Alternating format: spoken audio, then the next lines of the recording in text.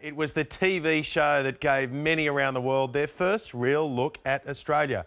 Skippy the Bush Kangaroo, the Rangers headquarters that was the centrepiece of the show, still exists, but as today's Mike Dalton reports, this piece of television history might be slipping away.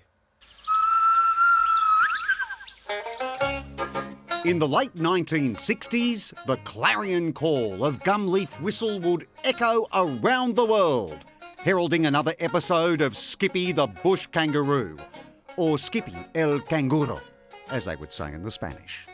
When the series folded after 3 years of filming, Skippy's home at Waratah Park in Sydney's north became a tourist attraction. Waratah Park, where you can really do more than just talk to the animals. But in 2007, the park was closed and left to the elements.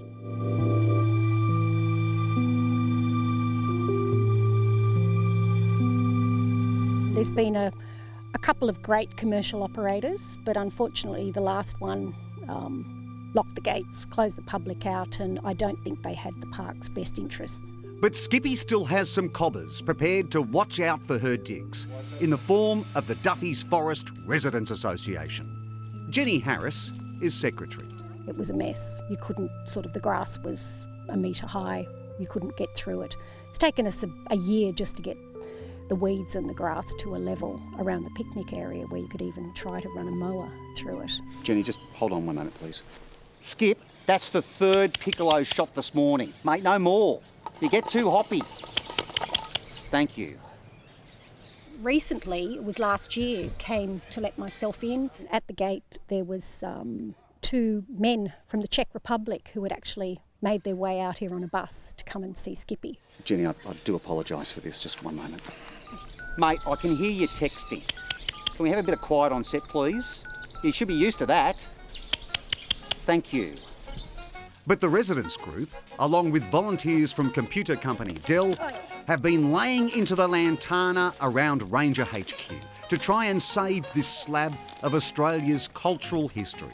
And for many of the volunteers here, Skippy gave them their first window into the Antipodes.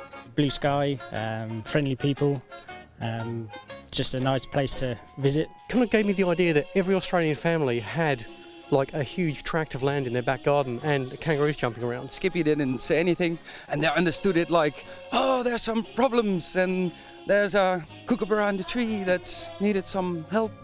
The fate of the film set now lies in the Land and Environment Court. But Skip's mates are hopeful there'll be a time soon when this piece of television history will be refurbished before falling too far into disrepair. When the remaining studio lights over Ranger Matt's radio will all be preserved, and when Skippy can finally come home.